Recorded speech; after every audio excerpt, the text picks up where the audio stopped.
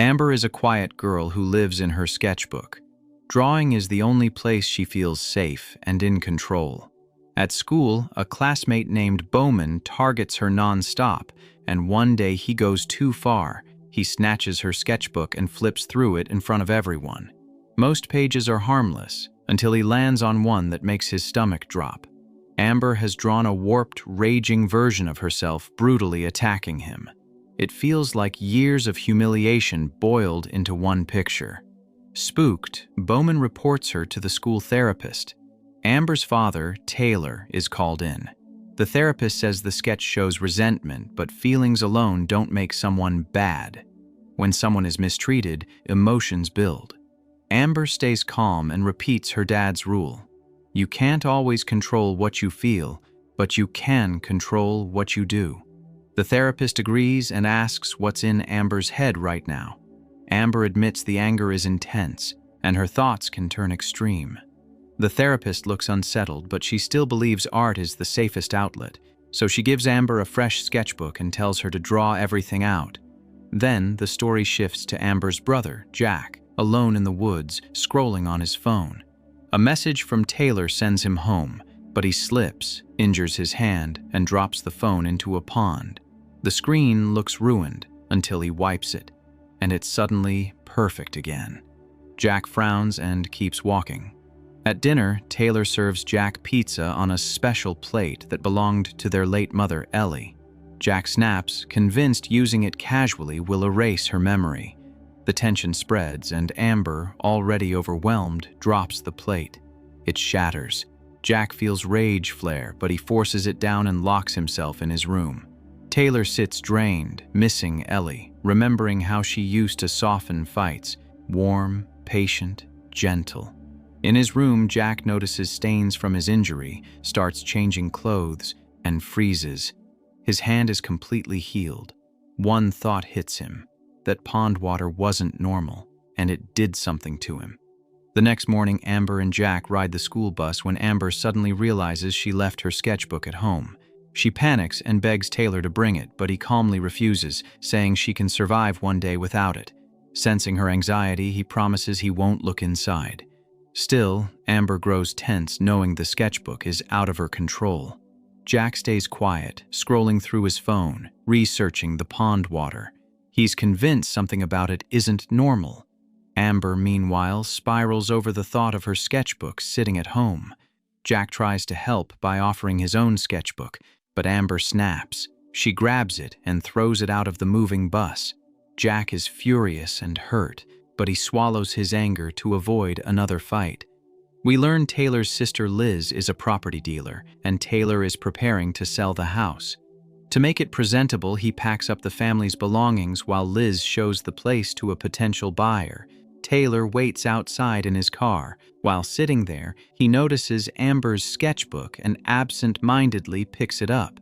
The cover shows a cat surrounded by strange, tentacle-like shapes. He accidentally spills coffee on it and panics, knowing Amber will never forgive him. He rushes inside to dry it with a hairdryer, but the pages blow open, forcing him to see the drawings. Inside are detailed sketches of monsters. Shaken, Taylor quietly gathers the pages and puts the sketchbook back together. Later, Amber comes home and immediately notices the stains. She assumes Taylor went through her sketchbook and explodes. He tries to explain, reminding her how she used to show him her art and how much he loved it. Amber fires back that every drawing she ever gave him ended up in the trash. That's why she stopped sharing. Taylor brings out a box filled with all her old sketches, carefully saved. He tells her he never threw them away. Everyone mattered. He admits looking without permission was wrong, but begs her not to shut him out. Amber slowly softens and begins showing him the drawings properly. The last one is a simple yellow butterfly, the same one Ellie once drew on Amber's face, lifting Taylor's mood. Smiling, Taylor slips an old drawing back into the book. A monster Amber once named Dave. Amber adds hands and eyes, almost finishing him. Taylor quietly hopes she'll draw gentler things, but as Dave becomes sharper and more threatening, that hope fades. Meanwhile, Jack is fully convinced the pond water is special. He uses it to repair Ellie's broken plate, then his eyes land on her ashes. Hope turns reckless. He believes the water might bring his mother back. Early the next morning, he takes the ashes and heads for the pond. Amber, having noticed Jack sneaking out for days, follows him. At the pond, she stops him just as he's about to pour the ashes in. During the struggle, her sketchbook slips and falls into the water. Jack pulls it out with a piece of wood, but bubbles rise from beneath the surface. He understands instantly. The drawings are coming to life. He grabs Amber and rushes her home. Inside, they make a terrifying discovery. Every drawing in the sketchbook is gone, and from deep in the woods, disturbing, dangerous sounds begin to echo. Jack is sure the monsters from Amber's sketchbook are real, but he keeps that fear locked inside. Out by the pond, evil Amber, Amber's dark self-portrait, has also come to life, carrying fresh art supplies from the mall, ready to keep drawing. Next morning, Taylor goes to wake Amber and finds her curled up in the closet. Shaking, she says someone knocked on her window all night. Taylor checks and spots a strange yellow smear on the glass. Amber corners Jack about the missing drawings and the noises in the woods, but he shuts her down. Scared, Taylor will hear. Too late. Taylor steps in and demands the truth. Jack admits everything. The pond Ellie used to visit, how its water fixed his ruined phone screen, how it even repaired Ellie's shattered special plate, and how Amber's sketchbook fell into the pond. Now he believes every monster she drew has crawled into the real world. Taylor calls it grief and imagination, until he sees the special plate, perfectly restored. That cracks his disbelief. On the bus, Amber presses Jack again. He dodges, blaming wild animals. Then the bus slows. The driver spots a crashed Jeep on the roadside, empty, with strange blue gunk smeared across the pavement. Bowman leans on the horn to get a response. Something answers. Just not a person. Dave, Amber's monster, appears, and the whole bus erupts. The driver jerks the wheel, clips the Jeep, and the bus skids into an open field. The driver is out cold, the doors won't open, and everyone is trapped. Amber realizes the horn woke Dave. She warns them, calm him fast or they're dead. Jack tries blasting music from his phone. Dave actually settles for a moment until he smashes through the emergency exit, grabs Jack by the leg, and starts dragging him out. Another kid plays music too, and Dave drops into a deeper sleep, loosening his grip. Jack yanks free and helps Bowman scramble out. Bowman doesn't help anyone. He sprints into the woods, only thinking about himself. The others spill out after him, until another phone plays a song and wakes Dave again. He turns violent, forcing the kids to run. Because Dave moves on two legs, he can't keep up forever, and they gain distance. While running, Amber finally admits the worst part. She drew some of these monsters to go after one person, Bowman. That means they can't just abandon him. Jack and Amber turn back to find him before the drawings do. Elsewhere, Taylor gets a call from the school, but the signal dies. He rushes home for his phone and finds it behind boxes, along with his coffee mug. Printed on it is one of Amber's monsters, Ida. Taylor freezes as Ida forms in front of him, but he reacts fast and smashes it with the special plate. Ida collapses, turns deep red, and fades. Then Liz gets the real update. After the bus attack, kids are missing. Taylor races to the crash site. A police officer hands him Jack's phone and says some students reached a nearby gas station, but Jack, Amber, and Bowman ran into the woods. Taylor spirals. Liz tries to soothe him, suggesting they might have made it home. Desperate to believe it, they drive back until a cat darts into the road, forcing them to stop and step outside. The cat that ran into the car isn't hurt at all because it's the same cat from Amber's sketchbook cover. Liz leans in to play with it, but it suddenly blasts colored paint into their faces, then sprouts tentacle-like limbs and shoves Taylor's car aside before vanishing. Liz is rattled, and she turns on Taylor. Why did he take down Ellie's photos?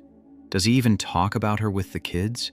Maybe he's been trying to erase her, and maybe that's why Amber's drawings turned so dark. Taylor snaps that she's wrong. He could never forget Ellie. He put the photos away because seeing them every day kept ripping the wound open. It wasn't erasing her, it was surviving the pain. Then he spots a flying creature perched on a tower, one Amber once described as something that attacks and feeds, so he grabs Liz and pulls her away fast. In the woods, two sketch monsters close in on Bowman. He smacks Marker and sets off its alarm, drawing Treadler. But Amber drew Treadler without sight, so it can't actually hunt him properly. Jack and Amber arrive in time and yank Bowman back. When Marker comes again, Jack hurls it into the water and it vanishes like wet ink. Treadler returns, but Amber distracts it by throwing stones from a distance, buying them just enough time to escape. The three finally regroup and start heading home together. On the way, Amber opens up. When she's overwhelmed, drawing is how she dumps the pressure and rage. She swears she never wanted any of this, or for anyone to get hurt. Jack tells her it isn't her fault. They'll fix it together. They need one weapon strong enough to stop all the monsters at once. Amber suggests Jack design it since he's always building in Minecraft, and the idea clicks. Jack starts sketching immediately. Bowman finally asks what he did to deserve this. Amber doesn't sugarcoat it. He used to sit behind her, pull her hair, humiliate her, so hating him came naturally. Bowman, shaken, asks if she truly wanted him hurt. Amber hesitates, then admits her thoughts once went darker than she's proud of. But they were only thoughts. Bowman goes pale, realizing what he put in her head. Jack finishes the design, a single weapon meant to handle the monsters. Now they just need pond water to make it real, so they grab a water gun to carry it. Before leaving, Amber and Bowman both say they need the bathroom. Amber takes longer, and while waiting, Bowman wanders into Taylor's room and sees dozens of eiders crawling everywhere. He slams the door, but some slip out. Jack jumps in and starts fighting. Amber panics and opens another door into Taylor's room, letting the eiders spill through the house. Bowman bolts outside. Jack sprays the eiders with the water gun, dropping them one by one. Amber blasts the shower, and the running water wipes out most of the creatures while the rest scatter. Amber and Jack end up trapped in the bathroom until Bowman returns with a water pipe and helps destroy the last eiders, ending the immediate threat. Later, Taylor and Liz arrive to find the house wrecked and the kids gone. Taylor searches the woods in a panic, but finds nothing and returns exhausted. Liz finally says what he's been missing. He's watched Amber closely, but Jack has been falling apart in silence. Amber releases anger through art. Jack swallows everything. Right now, Jack needs his father more than anyone. Then a soft tapping comes at the window. A yellow butterfly drawn in the same sketch-like style, Amber's butterfly for Ellie. Deeper in the woods, Amber collapses, crying. Jack tells her to keep moving, but she snaps and blames him. Jack finally breaks too. No matter what happens, she always dumps her anger on him, and she never tries to understand their dad's pain. Amber fires back that she hates being looked after. Every time Jack or Taylor protects her, it makes her feel weak, like something is wrong with her, and she's exhausted by it. Then Amber asks him to be honest. Is he still carrying their mother's ashes? Because she saw him go to the pond before, hoping to bring Ellie back. Bowman is stunned. Amber admits quietly that even if Ellie returned, it might not magically fix what she feels inside. Jack argues back. What's wrong with trying to repair the family? He truly believes bringing their mom back would finally make them happy. And with that, he walks ahead. As they move, Jack spots a broken piece of the special plate on the ground, flashing him back to warm memories of Ellie. Nearby, the eiders have dragged items from their house deeper into the woods. In the mess, Jack finds several of Amber's old sketches scattered in the dirt and leaves. Suddenly, Jack spots evil Amber ahead, sitting calmly, sketching non-stop, birthing monster after monster into the real world. She notices them, but strangely, she doesn't rush Jack.